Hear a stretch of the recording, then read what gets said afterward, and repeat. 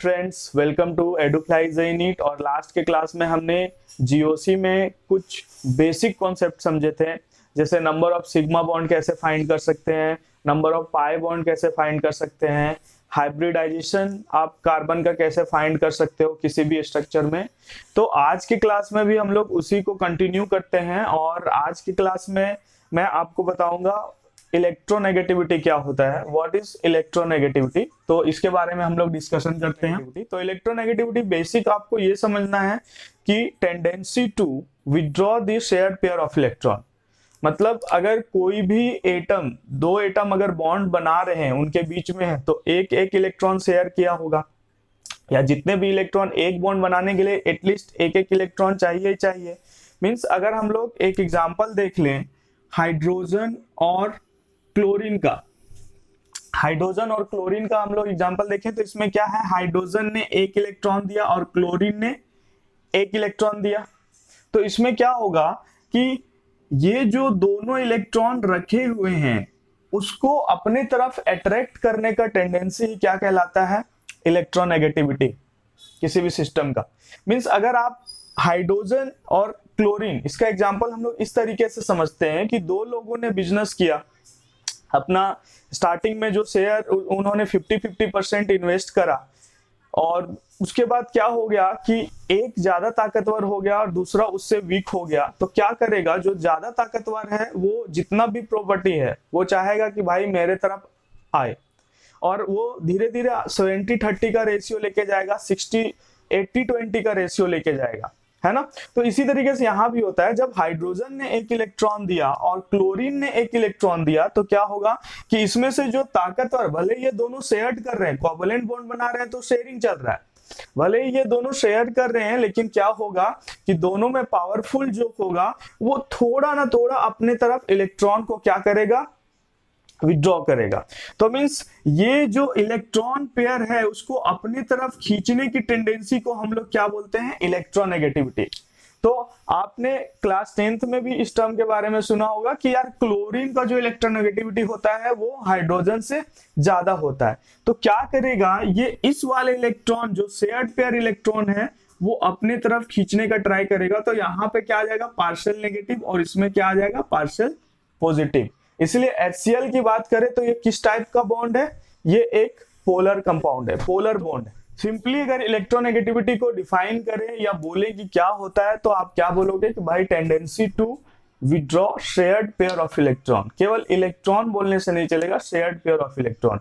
ये इलेक्ट्रॉन दोनों ने एक एक इलेक्ट्रॉन शेयर किया, इन दोनों के बीच में क्या बना, कोवैलेंट बॉन्ड बना, और जब ये बॉन्ड बन गया तो उसको अपने तरफ खींचने का टेंडेंसी ही क्या कहलाएगा, इलेक्ट्रोनेगेटिविटी कहलाएगा। ठीक है, तो ये बेसिक सा डेफिनेशन है इलेक्ट्रोनेगेटिविटी की। तो आप अगर पीरियोडिक टेबल में लेफ्ट टू राइट जाओगे या पीरियोडिक टेबल में टॉप टू बॉटम आओगे तो ये चीजें आपने क्लास 10th में सीख लिया कि लेफ्ट टू राइट जाने पे इलेक्ट्रोनेगेटिविटी इंक्रीज करता है, ठीक है, और टॉप टू बॉटम आने पे इलेक्ट्रोनेगेटिविटी क्या होता है, डिक्रीज करता है। तो ये सब चीजें आपको पता है, बेसिक सा चीज है, इसके बारे में मैं डिटेल में नहीं जाऊंगा। जो यहाँ पे इंपॉर्टेंट क्या है कि अगर आपसे पूछा जाए कि sp2 और sp3 तीनों में से ज्यादा इलेक्ट्रोनेगेटिविटी किसका होता है, sp2 sp3 में ज्यादा इलेक्ट्रोनेगेटिविटी किसका होता है। तो इसमें जो इलेक्ट्रोनेगेटिविटी ऑर्डर होगा En, इलेक्ट्रोनेगेटिविटी ऑर्डर जो होगा वो क्या होगा, sp का सबसे ज्यादा होता है, उसके बाद sp2 का, और उसके बाद sp3 का।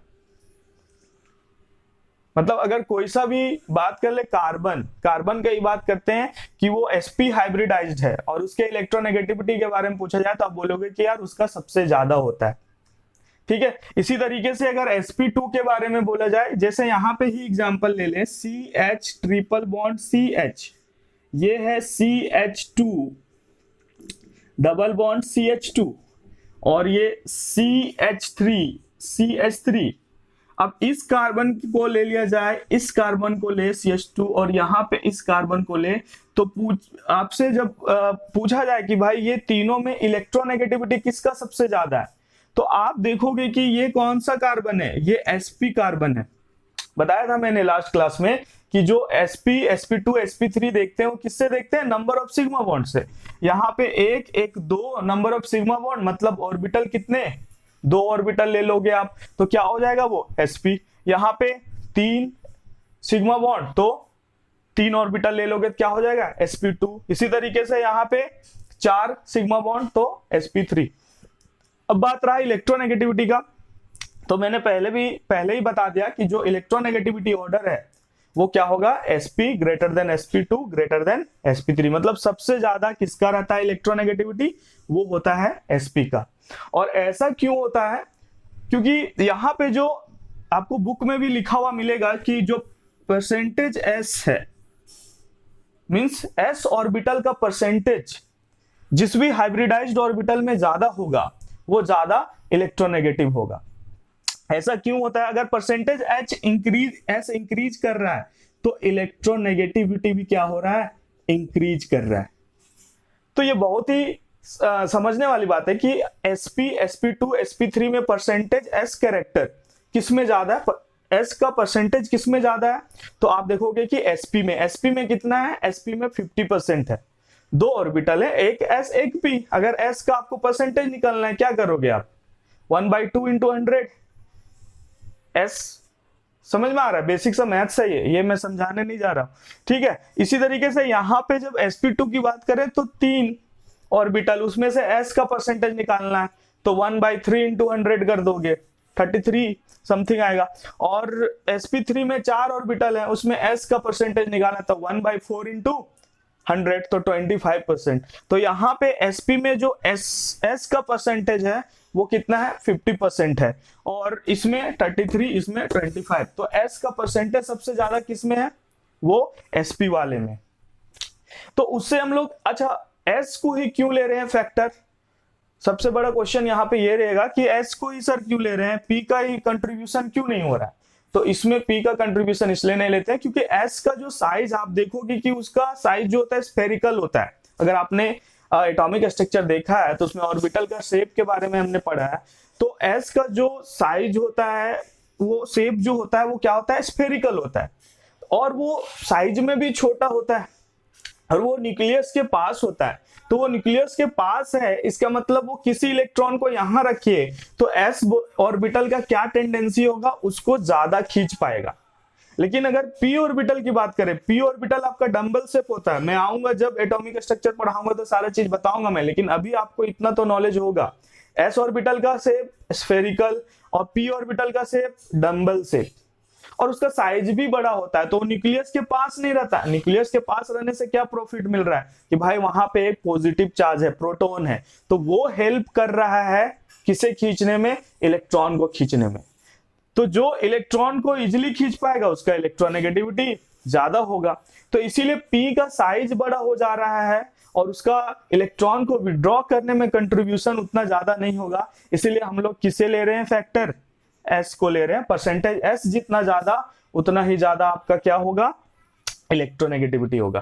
तो ये सब याद रखिएगा, ये बेसिक चीजें हैं। मैं आपको जब मैं एसिडी की स्ट्रेंथ पढ़ाऊंगा तो ये सब यूज में आने वाला है। जीओसी जनरल ऑर्गेनिक केमिस्ट्री में जो है 2 टॉपिक, एसिडी की स्ट्रेंथ और बेसिक स्ट्रेंथ, इसी को पढ़ने में जितने भी टॉपिक, स्टेबिलिटी आपको पढ़ना पड़ेगा एसिडिक स्ट्रेंथ फाइंड करने के लिए। वो कैसे, वो देखते हैं हम लोग। स्टेबिलिटी फाइंड करने के लिए जाओगे तो आपको इलेक्ट्रॉन डिस्प्लेसमेंट इफेक्ट पढ़ना पड़ेगा, जैसे इंडक्टिव हो गया, रेजोनेंस हो गया, एरोमेटिसिटी हो गया, ये सब चीजें आपको जानना पड़ेगा। तो आपको एसिडिक स्ट्रेंथ अच्छे से समझना है तो आपको स्टेबिलिटी बहुत अच्छे से समझ में आना चाहिए, ठीक है। तो एक चीज मैं आपको स्टेबिलिटी से रिलेटेड चीज मैं बता देता हूं, 2 या 3 पॉइंट आपको बता देता हूं, उसके बाद फिर हम लोग जाएंगे एसिडिक स्ट्रेंथ फाइंड करने के लिए, ठीक है। तो सबसे पहले हम लोग देखते हैं स्टेबिलिटी।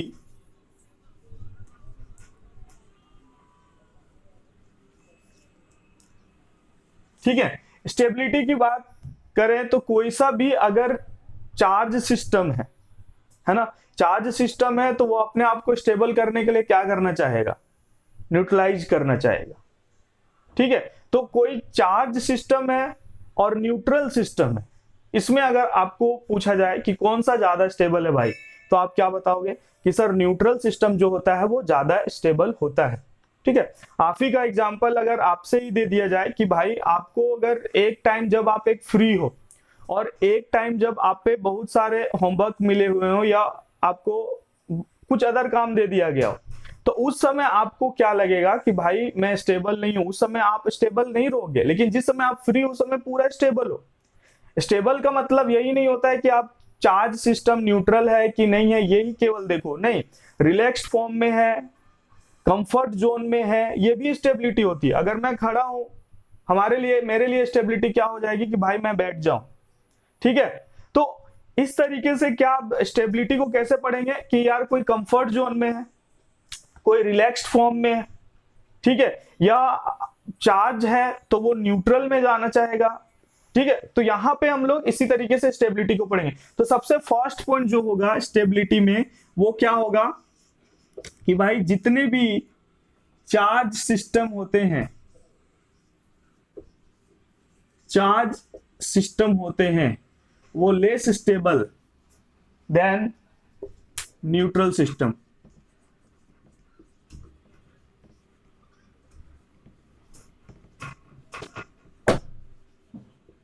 चार्ज सिस्टम जो होते हैं वो क्या होते हैं, less stable then neutral system. यहां पे मैं स्टेबिलिटी का ये ऑर्डर है।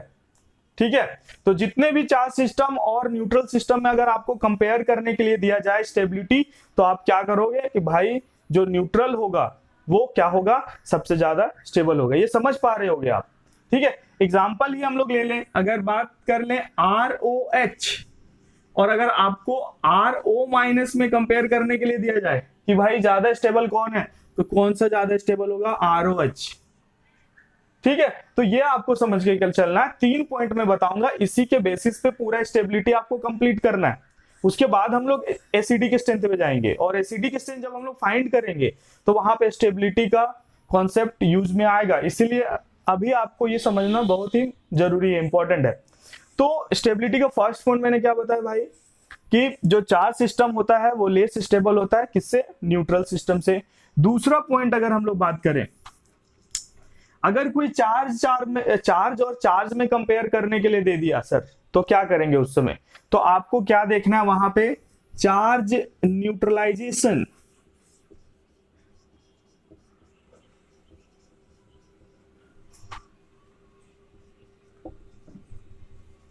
Charge neutralisation makes structure stable. Charge neutralisation makes structure stable, कि अगर कोई सा भी चार्ज सिस्टम दे दिया गया है तो उसमें आपको देखना है किसमें न्यूट्रलाइजेशन ज्यादा हो रहा है। ठीक है, जिस वाले सिस्टम में भी चार्ज न्यूट्रलाइजेशन ज्यादा होगा वो वाला स्ट्रक्चर आपका क्या होगा, ज्यादा स्टेबल होगा। मतलब अगर हम लोग एक एग्जांपल ले लें, आपसे पूछा जाए कि यार Cl माइनस और I माइनस में ज्यादा स्टेबल कौन है, तो किस तरीके से देखेंगे स्टेबिलिटी, कौन न्यूट्रल हो रहा है नहीं हो रहा है, इसके भी बहुत सारे टूल्स पढ़ेंगे। इंडक्टिव के थ्रू न्यूट्रल हो रहा है, रेजोनेंस के थ्रू न्यूट्रल हो रहा है, हाइपर कॉन्जुगेशन के थ्रू न्यूट्रल हो रहा है, साइज के थ्रू न्यूट्रल हो रहा है। ये सब चीजें हम लोग देखेंगे स्टेप बाय स्टेप। यहां पे आपको सेकेंड पॉइंट में दिया, charge neutralisation makes structure stable, कि भाई अगर चार्ज न्यूट्रल हो तो वहां पे आप क्या करोगे कि वो ज्यादा स्टेबल होगा। 2 चार्ज दिया गया है, उसमें जो न्यूट्रल होगा वो ज्यादा स्टेबल होगा। तो इसमें Cl माइनस और I माइनस हमने लिया।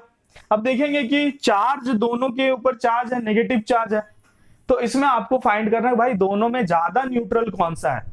तो ज्यादा न्यूट्रल कौन सा होगा, उसके लिए हम लोग यहाँ पे जो एक फैक्टर लेते हैं वो साइज लेते हैं। ठीक है, तो 2-3 फैक्टर्स होंगे न्यूट्रलाइजेशन को देखने के लिए, वो मैं आगे आपको डिटेल में बताऊंगा। यहां पे मैं साइज से रिलेटेड ले रहा हूं। तो ये जो आप टॉप टू बॉटम जब पीरियोडिक टेबल में जाओगे तो देखोगे क्लोरीन का साइज जो होता है वो आयोडीन से क्या होता है, कम होता है। तो यहां पे अगर हम लोग साइज बात करें, ये लिया तो इसका रिलेटिवली साइज क्या होगा, ये होगा। पीरियड चेंज कर जाता है ना, पता है आपको, फ्लोरीन, क्लोरीन, ब्रोमीन, आयोडीन। तो जो होगा क्लोरीन का साइज होगा वो क्या होगा, आयोडीन से कम होगा। अब इसमें ध्यान से समझना, एक बकेट लिया आपने, ग्लास लिया आपने, दोनों में वाटर है, आप 1 ड्रॉप कलर डाल रहे हो उसमें, न्यूट्रलाइजेशन किसमें ज्यादा होगा, बकेट में ज्यादा होगा न्यूट्रलाइजेशन। तो उसी तरीके से ये आपको मैं समझा रहा हूं कि अगर क्लोरीन है और आयोडीन है और यहाँ पे नेगेटिव चार्ज है, दोनों में आप दे रहे हो, ऐड कर रहे हो नेगेटिव चार्ज, तो साइज जिसका ज्यादा बड़ा होगा वहां पे चार्ज का न्यूट्रलाइजेशन क्या होगा, ज्यादा होगा। तो ये जो होता है चार्ज न्यूट्रलाइजेशन मोर, चार्ज न्यूट्रलाइजेशन मोर। अब चार्ज न्यूट्रलाइजेशन ज्यादा हो रहा है मतलब क्या होगा, स्टेबिलिटी, स्टेबिलिटी मोर। ठीक है, तो इसमें जो Cl- और I- में अगर आपसे पूछा जाए कि भाई ज्यादा स्टेबल कौन है, तो आप क्या करोगे, आप बताओगे कि यार I- क्या है, वो ज्यादा स्टेबल है। तो कभी भी आपको ग्रुप सेम रहे और पीरियड चेंज करवा दे तो आपको हमेशा साइज के थ्रू ही जाना है। अगर आपसे पूछा जाए कि भाई OH- और SH-, दो आयन दिया है आपको, है ना, OH- और SH-, O के ऊपर नेगेटिव चार्ज और S के ऊपर नेगेटिव चार्ज, और आपसे पूछा जाए कि भाई कि इसमें ज्यादा स्टेबल कौन सा है, तो आप क्या बताओगे कि यार O पे जो है नेगेटिव चार्ज है, S पे नेगेटिव है, दोनों क्या है, एक ही ग्रुप के हैं लेकिन पीरियड चेंज है, मतलब साइज में कुछ डिफरेंस आ रहा है पीरियड चेंज होते ही। तो इसीलिए ज्यादा स्टेबल आप किसे मानोगे, S- को मानोगे, इसीलिए ज्यादा स्टेबल क्या हो जाएगा, SH- होगा। तो आपको ये बात याद रखना है कि कभी भी पीरियड चेंज कर दे, ग्रुप सेम रखे, तो वहां पे कौन सा फैक्टर लोगे, साइज का फैक्टर लोगे। ठीक है, थर्ड पॉइंट मैं बता रहा हूं और उसके बारे में लिख नहीं रहा हूं, उसको जब हम लोग यूज में लाएंगे तो मैं वहां पे आपको बताऊंगा डिटेल में, क्योंकि अभी इंडक्टिव इफेक्ट नहीं बताया हूं मैं, प्लस I- है, ये सब कुछ भी मैंने नहीं बताया। ठीक है, प्लस आई जब पढ़ेंगे तो वहां पे उसका यूज आएगा। ठीक है, तो मैंने क्या बोला कि भाई थर्ड पॉइंट में आपको क्या करना, सेकंड पॉइंट में आपको क्या करना है, charge neutralisation makes structure stable, इसी का ऑपोजिट कर दो, charge accumulation makes a structure unstable. अगर किसी भी सिस्टम में, दोनों चार्ज सिस्टम में, अब क्या कर रहे हो, एक में चार्ज को एक्यूमुलेट नहीं कर रहे हो, मतलब चार्ज थोड़ा सा है उसमें, दूसरे में क्या है, आप उसे और इलेक्ट्रॉन दे रहे हो, चार्ज कर दे रहे हो, अगर नेगेटिव है तो इलेक्ट्रॉन दे रहे हैं, मतलब चार्ज का एक्यूमुलेशन होगा। तो चार्ज का एक्यूमुलेशन जब होगा तो वहां का स्ट्रक्चर क्या होगा, अनस्टेबल होगा। तो ये आपको बात याद रखना है